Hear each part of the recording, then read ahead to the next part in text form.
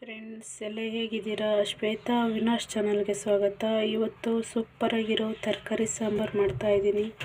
ಆಲೂಗಡ್ಡೆ, ಗೆಡ್ಡೆಕೋಸು, ಬೀನ್ಸು, ಇದ್ಕಿದ ಬೇಳೆ ಹಾಕಿ ತುಂಬ ಟೇಸ್ಟಿಯಾಗಿ ಸಾಂಬಾರು ಮಾಡ್ತಾಯಿದ್ದೀನಿ. ಅದಕ್ಕೆ ಇಂಗ್ರೀಡಿಯೆಂಟ್ಸು ಸಾಂಬಾರಿಗೆ ಬೇಕಾಗೋದು ಏನಂತ ನೋಡೋಣ ಫ್ರೆಂಡ್ಸ್.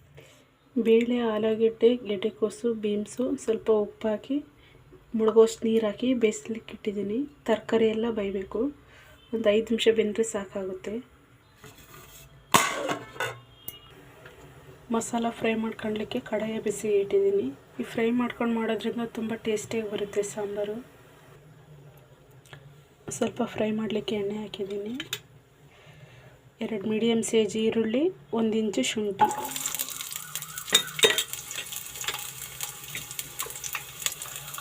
ಒಂದು 10 ಹಸಿಮೆಣಸು ಫ್ರೈ ಮಾಡ್ಕೋಬೇಕು.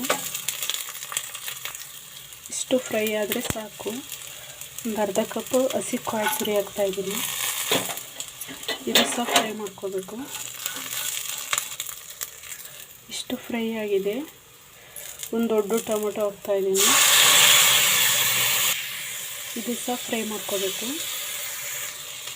ಟೊಮೊಟೊನೂ ಸಹ ಫ್ರೈ ಆಗಿದೆ. ಸ್ವಲ್ಪ ಕೊತ್ತಂಬರಿ ಸೊಪ್ಪು, ಇದು ಸಹ ಫ್ರೈ ಮಾಡ್ಕೋಬೇಕು. ಸ್ವಲ್ಪ ಹುಳಿ ಹಾಕ್ತಾಯಿದ್ದೀನಿ. ಹುಣಸೆಹಣ್ಣು ಹಾಕಿದ್ರೇ ಸಾಂಬಾರು ಟೇಸ್ಟಿಯಾಗಿ ಬರೋದು. ಇದು ಸಹ ಫ್ರೈ ಮಾಡ್ಕೋಬೇಕು. ಒಂದು 2 ನಿಮಿಷ ಫ್ರೈ ಆದರೆ ಸಾಕು. 2 ನಿಮಿಷ ಆಗಿದೆ.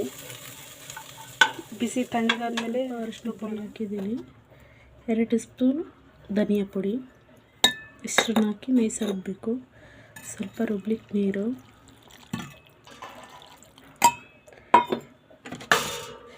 ನೈಸಾಗಿ ರುಬ್ಕೊಂಬರೋಣ. ರುಬ್ಬಿರೋದಾಗಿದೆ ಮಸಾಲ.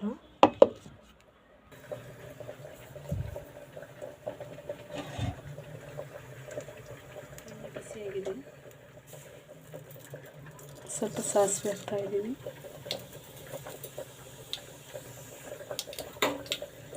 ಜಜ್ಜಿ ಇಟ್ಕೊಂಡಿರೋದು ಬೆಳ್ಳುಳ್ಳಿ ಒಂದು 8-10 ಸಿಡಿದೆ.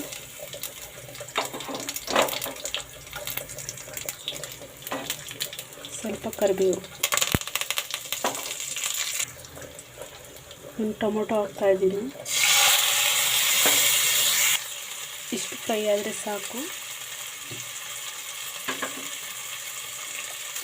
ರುಬ್ಬಿರೋ ಮಸಾಲೆ ಹಾಕ್ತಾಯಿದ್ದೀನಿ.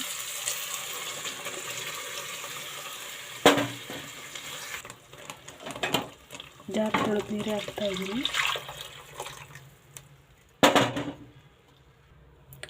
ಸರಿ ಮಿಕ್ಸ್ ಕೊಡಬೇಕು.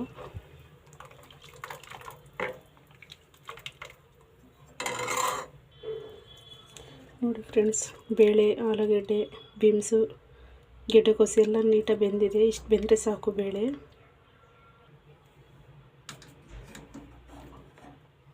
ಇದಕ್ಕೆ ಹಾಕೋಣ.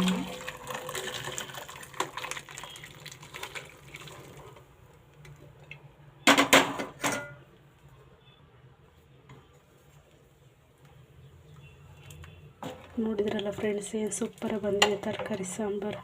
ತುಂಬ ಟೇಸ್ಟಿಯಾಗಿರುತ್ತೆ. ಇಷ್ಟು ದಪ್ಪ ಸಾಕು ಅನಿಸುತ್ತೆ. ಇಷ್ಟೇ ಗಟ್ಟಿಗೆ ಮುದ್ದೆ ಜೊತೆ ಮಾಡಿರೋದು ಫ್ರೆಂಡ್ಸ್ ನಾನು ಸಾಂಬಾರು. ತರಕಾರಿ ಸಾಂಬಾರು ತುಂಬ ಟೇಸ್ಟಿಯಾಗಿ ತುಂಬ ಚೆನ್ನಾಗಿರುತ್ತೆ. ನಾನು ಯಾವಾಗಲೂ ಈ ಥರನೇ ಫ್ರೈ ಮಾಡಿಕೊಂಡೇ ಸಾಂಬಾರು ಮಾಡೋದು. ತುಂಬ ಟೇಸ್ಟಿಯಾಗಿ ತುಂಬಾ ಚೆನ್ನಾಗಿ ಬರುತ್ತೆ. 5 ನಿಮಿಷ ಹೈ ಫ್ಲೇಮಲ್ಲೇ ಒಳ್ಳೆ ಪರಿಮಳ, ಸೂಪರಾಗಿ ಸಾಂಬಾರು ಸ್ಮೆಲ್ ಬರ್ತಾಯಿದೆ. ಗಮಗಮ ಅಂತಿದೆ.